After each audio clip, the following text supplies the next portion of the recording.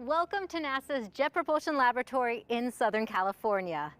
Today we are celebrating the one-year anniversary of the Perseverance rover safely landing on the surface of Mars. Now we are in an area of the lab called the Mars Yard, which is a simulated Martian environment where tests are done. And we have a couple special guests joining us today. We have Swati Mohan and Rachel Kroniak, who are part of the Perseverance mission. Now, Swati, you might remember her as the commentator who announced that the rover safely touched down on the surface of Mars while being in mission control, and Rachel is currently working on the science operations side of things. Now, they will be answering any questions you might have. If you would like to ask a question, use the Ask NASA hashtag or leave your comments in the chat box. Now, to get started, I have a couple questions for you. Swati, can you believe it's been a year? I can't. It's gone by so fast. I can't believe it's been a year already since landing day. And around this time last year, you were in mission control. What was that like? You know, leading up to the landing, that week before, we were all super stressed and worried, making sure everything was going right. There's so many different pieces to landing that have to go perfectly in order to reach the ground safely. You know, we had our share of heart-stopping moments during the entry, descent, and landing, but to be able to confirm that we were on the surface safely, to get that first image back from Mars, was just an incredible relief and an amazing feeling for the whole team. And you were on the engineering side of things. Now, Rachel, as part of the science operations team, what are you and the mission up to now? Yeah, so like Raquel mentioned, I'm on the science operations team, so I get to help build the plans of activities that we send up to the rover every single day. And a year ago, we landed in a place called Jezero Crater, which is home to an ancient river delta, which we think is a really good place to look for signs of ancient life on Mars. Now, we ended up landing a couple of kilometers to the east of the delta, and so for the past year, we've been spending our time exploring the rocks that make up the crater floor. And once we wrap up our crater floor activities, we're going to be making a beeline to the delta, which is going to be the next location for our next science campaign. And as you can hear, it's kind of busy here in the Mars Yard today. Can you explain why this area is important for rover operations? Yeah, so the Mars Yard is a really special place for us to test and practice all sorts of things with our Earth-based version of Perseverance named Optimism before we do them for real on Mars. And if there's anything that we know for certain about Mars, is that Mars is oftentimes unpredictable. And so the Mars Yard is a really special asset for us to be able to troubleshoot when we encounter unexpected things on Mars. And what is your favorite memory of the Perseverance mission so far? Gosh, it's so hard to pick just one because it's been a really exciting year. A memory that sticks out for me was a couple of months after landing when we were getting ready to send up our first activity plan, telling Perseverance to collect our first rock sample. So this was something that we were working on for weeks and months leading up to that day. So when the day was finally here, it was super exciting. It was also very nerve-wracking, and like Swati said about landing, it was a huge relief once we were able to do it. Sure. What about you, Swati? I echo Rachel in that it's really hard to pick just one, but I would have to say it's pretty hard to beat landing day. It was the culmination of all of the work that we had done for so many years, you know, the hard nights and the long nights and the testing and the good things and the bad things kind of coming together with all the memories associated with it for that successful day that kind of encapsulates the whole mission for me. And after that, what did you do next? So Rachel mentioned the first sample acquisition on Mars. That's really important actually, because Perseverance was the first leg of Mars sample return. So the fact that we confirmed that we got one sample successfully kind of kicked off a multi-agency effort to bring those samples back to Earth. I'm working on one part of that campaign, which is a lander that will go to Mars with a rocket on it that is intended to get the samples off the surface of Mars into space. Now, after you wrapped up the mission, is that typical for an employee of JPL to start on a new mission? It is actually. When we wrap up one mission, we often go to the next one that needs the help. So the Mars 2020 Perseverance team actually went to multiple different missions. They went to Psyche, which is next up in launch this year. to Europa Clipper, which is next on about a few years from now, and then also to the sample retrieval lander, which has a little bit longer runway until it launches.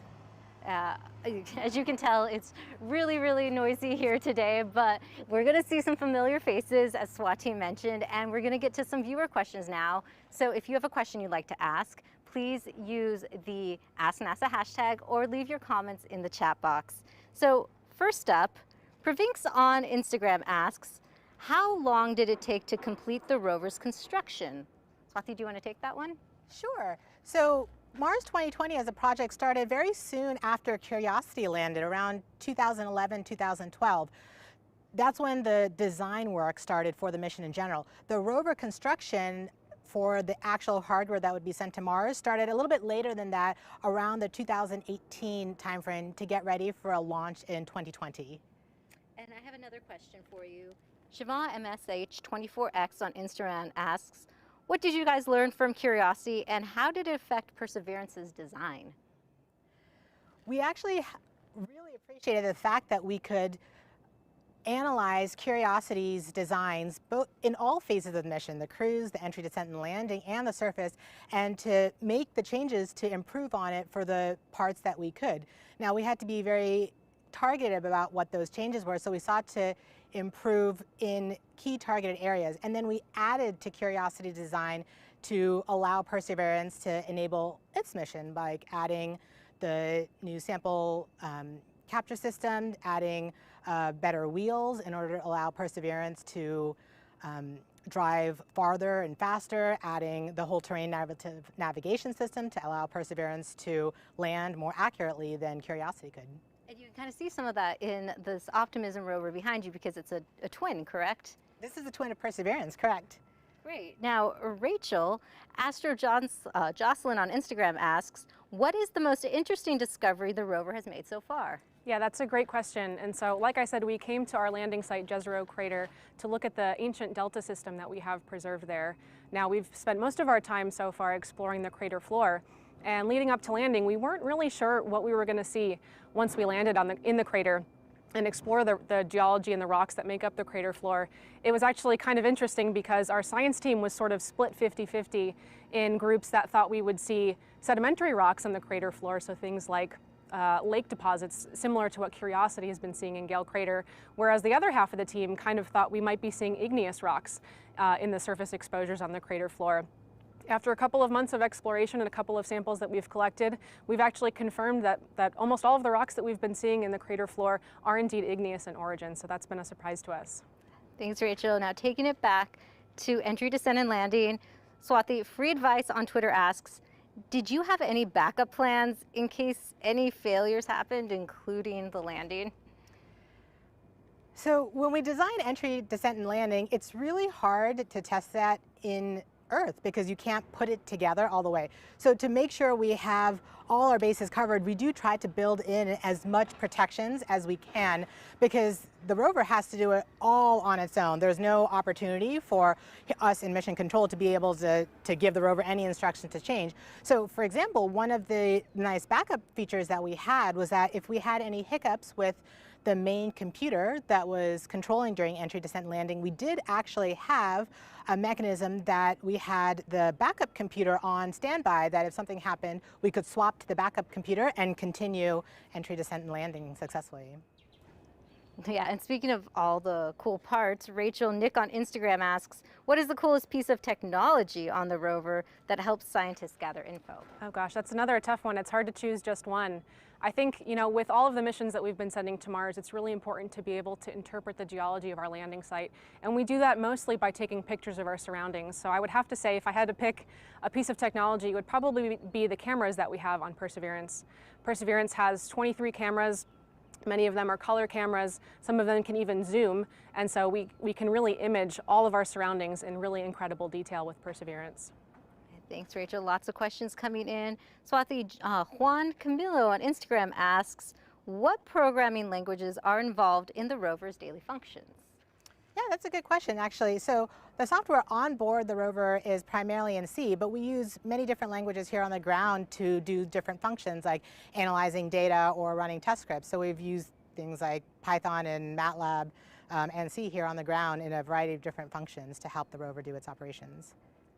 And 24/7 Canes on YouTube asks, what have we learned about the weather on Mars and how would it affect future missions? I don't know which one of you would like to take that. I can take that. So we have a couple of instruments on Mars that are on Perseverance that are helping us characterize the daily environment. We have an instrument called META, which is sort of like our weather station on Mars. And so we're looking at things like the weather, the radiation, the dynamic environment that's changing every day on Mars. And we found that there's quite an active atmospheric cycle on Mars with Perseverance so far. Great. And Scout on YouTube, first off, gives you a shout out. Thank you for all the amazing work on the mission. Now, what is on the horizon for 2 years in terms of scientific goals, experiments with the rover, and possibly helicopter? Yeah, so we have a couple of main mission objectives that we hope to accomplish with Perseverance. The first is to characterize the geology of our landing site, which we've been hard at work doing in the last year, looking at the crater floor.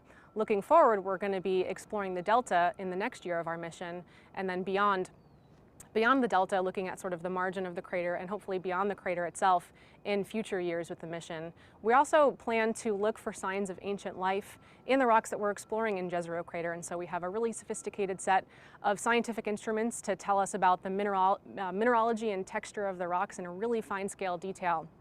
And so we're constantly learning more about the geology around us, and we're going to be exploring a whole bunch of really exciting places over the next couple of years.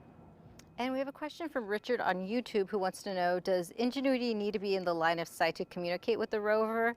Like, how far away could it be to stay in contact? I can take a stab at that one. Yeah, so we can also get back to them too. I can speak a little bit to the helicopter. So our sidekick helicopter Ingenuity was meant mostly to be a technology demonstration for be able to demonstrate that we can achieve powered flight on another planet. And in sort of standard NASA fashion, we really exceeded our expectations with Ingenuity and transitioned more into an operations demonstration with the helicopter. And so Ingenuity has been really helpful in sort of scouting the places that we want to visit and places that we actually can't visit because of the terrain with Perseverance. And so we've been using Ingenuity so far in the last year beyond our technology demonstration to help us plan in operations. And then Saeed91EK on Instagram asks, why doesn't the rover examine the samples that it collects? Yeah, that's a good question, and it turns out that we actually do in a way. And so when we find a rock that we're interested in sampling, we drive up to it. But before we collect a rock core sample, we actually use one of our different coring bits called an abrasion bit. And what our abrasion bit allows us to do is drill the upper couple millimeters of the surface and reveal sort of a 5-centimeter abrasion patch that lets us use our scientific instruments that we can put in very close proximity to that fresh surface to tell us in really fine detail what minerals are there, elements are there, and what the texture looks like at a really fine scale. And so once we're done with the abrasion and the analysis of the abrasion patch, we can then choose our coring target. And we normally pick a coring target that's pretty close to the abrasion patch. And of course, once we collect our core sample, it gets sealed into one of these ultra clean sample tubes. This is a full-scale model of what the sample tubes look like. And once we collect the sample into the tube, of course, it gets sealed and stored for later retrieval to Earth, hopefully in the future. But once it's in the tube, we can't analyze it, like you mentioned in your question. And so by studying our abrasion patch with our science instruments, we use that data sort of as a proxy to help us understand what we could be expecting to find in our core samples.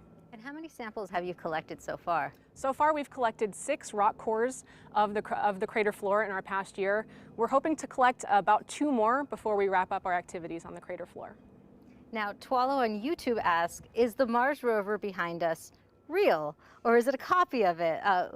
It'll be nice to speak more of it. Swati, if you want to kind of touch on what parts were part of EDL, and then maybe entry, descent, and landing, I should say, and Rachel talk more about the science. Go ahead. Sure. So Optimism is real. It's a fully functioning rover that we use here on Earth. So it does have a few modifications from the rover that is on Mars, primarily to allow it to work here on the Earth. So the wheels are a little bit different in terms of suspension to handle the Earth gravity. But in terms of the electronics on board, in terms of the cameras and the processing, we try to make it as similar to Perseverance as we can, so that when we are testing our sequences, our planning here on the ground, we can have a really good expectation of how it'll work once it's on Mars. Yeah, and then from a science perspective, you can see mock-ups of all of the different instruments that we have on the rover on Mars for real. So we can see, looking at us here, is one of our cameras on the end of the robotic arm. We also have the remote sensing mast, which at the moment is pointed away from us, but has a couple of additional cameras on top of it that serve as sort of our eyes as we're exploring the terrain around us. Great. And then Oleski on YouTube asks, what was the biggest challenge during the mission that you had to overcome? Oh, that's an interesting question. There was a lot of challenges during development, but from my perspective as the guidance navigation operations lead, I would have to say rethinking how we had to do operations and our final assembly in the light of the pandemic was one of the big challenges. You know, we've never had to fly a mission like that, and it was constantly a tug of war between the personnel safety here on Earth and the safety of our hardware either in space or in the final assembly. So constantly having to make those trades as to how we were going to balance and how we would rethink what it meant to be working remotely with our spacecraft was a big challenge. And I'm really impressed with the team for pulling together and pulling through for an on-time launch in spite of the pandemic hitting just a few months before launch and making it all the way to Mars for a very successful landing. And the entire time we've spent since then working as the pandemic's been ongoing. You made the whole thing look easy. Congratulations to the team on that. Rachel, what about for you? Yeah, since we've been on the surface, we've encountered our fair share of curveballs from Mars too. I mentioned the first time that we sent our sampling plan up to the rover to collect a sample in one of our sample tubes. Once that plan executed on Mars, everything worked perfectly from our hardware perspective. But then when we started to analyze the data that came down, we actually saw that the tube was empty and didn't contain a rock sample as we were anticipating it would. And so we constantly have to adapt as Mars throws us curveballs and challenges, but everything from the rover's perspective has been working flawlessly. Great. And for Swati, Tyler Williamson on YouTube asks, actually for both of you, what type of degree do you need to become a NASA engineer? That's a great question. There are so many different ways to contribute to NASA. You know, we generally like to look for some degrees in science and technology, and it doesn't have to be just one particular area of science or one particular area of engineering. You know, find what makes you the most interested, where your passion is, and there's so many different ways to apply that to NASA programs, whether it's, you know, geology of Mars or chemistry as we think of planetary protection, or, you know, even biology as humans go into spaceflight, or in the traditional like structures and controls and mechanisms. You know, we need all of those different fields in order to support NASA missions, in addition to all the non-technical fields like the writing and the publicity and things like that. It's a wide range of jobs. What about for you, Rachel? Yeah, I couldn't agree more. I think one of my favorite things about being a part of the Perseverance team is that no two team members have the same path or the same level of experience or background. And so you really have to find what interests you and pursue that and work really hard. And Erica on Twitter asks, what do you hope to accomplish with this mission overall? Oh yeah, so I can touch on that first. So we talked a little bit about sort of the mission objectives that we hope to accomplish with Perseverance. At the top of the list, for many reasons and for the future missions that Swati talked about, is to collect samples. And so we brought over 40 sample tubes with us to Mars, and we hope to fill most of those with samples of Martian rock and soil to eventually bring back to analyze here on Earth. Yeah, so when we have the chance to bring those samples back to Earth, we can actually unleash the whole arsenal of the scientific community here on Earth to look at those samples and to look at them in the hopes of finding signs of ancient life on Mars. And if we can find those signs of life on Mars, even ancient life, that would fundamentally change how we look at how life evolved here on Earth and whether there's life elsewhere in the galaxy. And Alit on YouTube asks, I feel like this is rhetorical, how does it feel to be an awesome lady scientist and engineer? Oh, it's fantastic. And just revisiting what I said earlier, it's just so humbling to be part of such an amazing team. Everybody is extremely supportive. We have a very diverse team, and it makes everything that we do even that more satisfying. I totally second Rachel. Perfectly said. MG Steve on YouTube asks, are you concerned about the samples being covered by dust on the surface before a mission recovery can pick them up? That's a really good question. And so the samples will be securely stored in these sample tubes like we mentioned earlier. And we're still working out the details of exactly how we're going to be depositing these samples on the surface for eventual pickup and return to Earth. We know that Mars has a very active, dynamic atmosphere, and so we see dust storms and things like that that affect the rover and other missions across the planet. But we're not really too concerned about our ability to see the samples when we're ready to pick them up. Lots of questions of the rover coming in. Jay Kendall on Instagram asks, how is maintenance conducted? Well, that's a good one. From at least a science perspective, we have a whole bunch of science instruments on the rover, and we're constantly making sure that our instruments are working properly. We have calibration targets on the rover that we periodically check to make sure that the data that we're acquiring is very high quality. So we're kind of periodically, as we're going, checking in on our instruments and our rover to make sure everything is healthy. From the engineering side, we also do ongoing maintenance. We make sure to trend all of the data that we're getting back from the rover to make sure it's performing as we expect. If we have to do any tuning of the rover to upgrade parameters to properly capture what the state of the rover is, we have those built into the plan to do periodic maintenance of the rovers as it evolves on Mars. And Swara on YouTube wants to know, how was landing different from Perseverance compared to Curiosity or even the other rovers? Oh, we can hear hear moving up there. So Curiosity, there we go. Yeah, go ahead. Optimism wants to hear our answer too, actually. Curiosity and Perseverance landings were actually very similar. Perseverance had a few upgrades compared to Curiosity that allowed it to land much more accurately than Curiosity did, very targeted upgrades. One in terms of how we deployed the parachute, and another in terms of how we picked our landing site to make sure we could find a safe spot in Jezero Crater. Curiosity and Perseverance compared to Spirit and Opportunity were a little bit different. Curiosity and Perseverance actually had a guided entry system with the sky crane to actually lower the rover onto the surface, whereas Spirit and Opportunity had a parachute, and then it would inflate these airbags around them, deploy them, they would kind of bounce, and then the airbags would deflate, and then the rovers would open up and it would drive off from those systems. And this was the first time that we had this on video, correct? Perseverance was the very first time that we could actually, we had so many cameras recording during landing that we could actually see things as it happened. It was the first time that we saw the parachute open, which was just an amazing feeling because that's one of our highest criticality things. If the parachute doesn't open, you don't get very far on Mars. It could actually record the rover being lowered from the descent stage, and that was just an incredible video. It looked like an alien planet, which maybe it sort of was, but to be able to see that gave us so much more data than just the ones and zeros, because now you could see everything was happening, all the nuances associated with that, associated with the parachute and the intricate dynamics associated with how the bridles work to lower the rover, which is just immense amount of data that I'm sure we'll spend so much time analyzing for the future missions. Very incredible video. Now, Jonathan on YouTube wants to know, to what extent is Perseverance autonomous, and how much does someone actually drive it?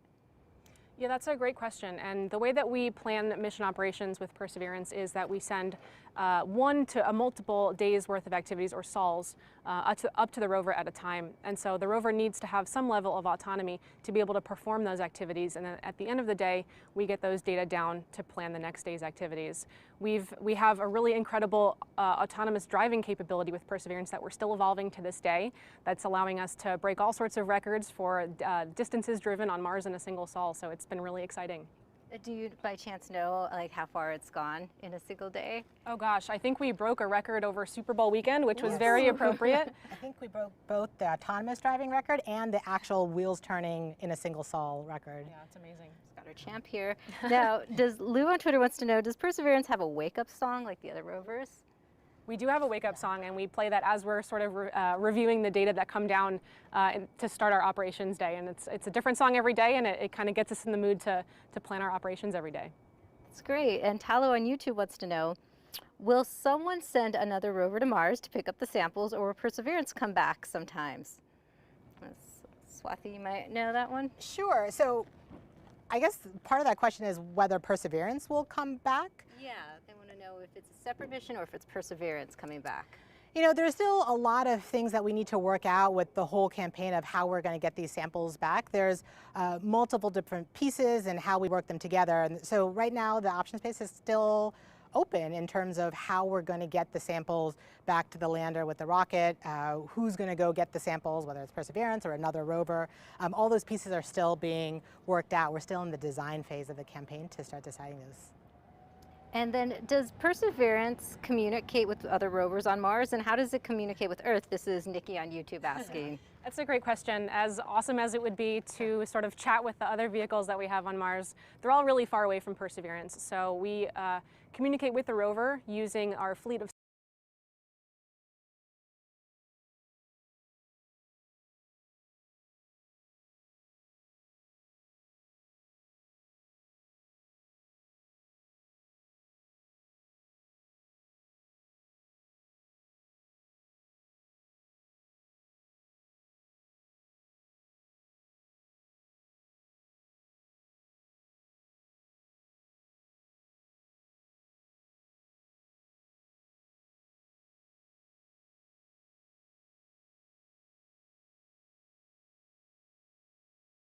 to drive through. So that's why we really like using Ingenuity to sort of get a feel for what these terrains look like from the helicopter's view.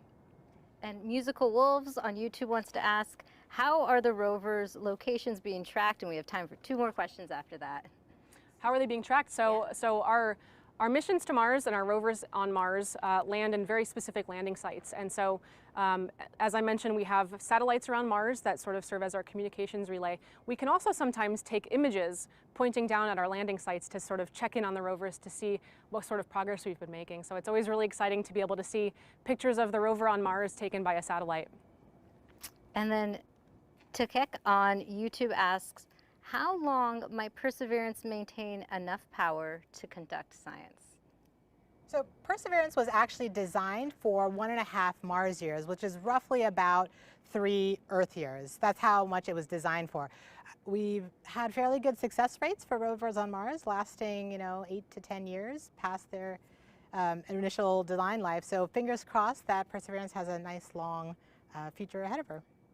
Great. And we always get questions like this. How did you both get into your career fields? I can start with that one. So I actually grew up watching Star Trek, so I loved the whole concept of space and exploring space, but it wasn't until I was a junior in high school that I had a really great physics teacher, and that opened me up to what engineering was and what it meant to build things that could actually go and do that exploration. And that's how I made my way to JPL. So exciting. Rachel? Yes, my movie of inspiration was actually Apollo 13. So when I was young, I was always really interested in NASA missions, especially the Mercury, Gemini, and Apollo missions that brought astronauts to the moon in the 1960s. So when I went to school, I ended up finding a really strong interest in geology. And so when I went to graduate school to get my PhD in geology, I had the opportunity to join the Curiosity rover team as a graduate student. And once I got sort of my first taste of what it was like to work in science operations, I was totally hooked. And so afterward, I came here to JPL, and now I work for Perseverance. It's great to hear that you were both inspired by sci-fi programming. That's great. Now, that is all the time we have for questions today. Thank you so much for answering all of our questions. And thank you everyone at home for your questions. Now, to learn more about Perseverance, follow @NASA Persevere on our social media channels and visit mars.nasa.gov. Thanks for watching.